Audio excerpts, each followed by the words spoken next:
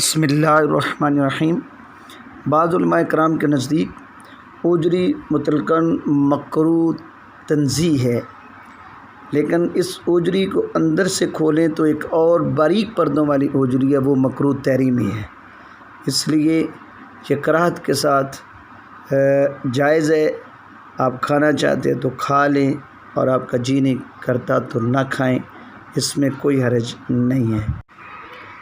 اور دوائی کے طور پر جو عورتیں بچوں کو دودھ پلاتی ہیں، جن عورتوں کا دودھ کم ہو، وہ اوجری کا استعمال کریں، تو قدرتی طور پر اس کے اندر اللہ نے ایسی طاقت رکھی ہے کہ وہ عورت جس کا دودھ بچے کے لیے کم ہو، وہ اس کو استعمال کرے، اوجری کو کھائے، اس کا دودھ قدرتی طور پر زیادہ ہو جائے گا، بچے کے لیے کافی ہوگا۔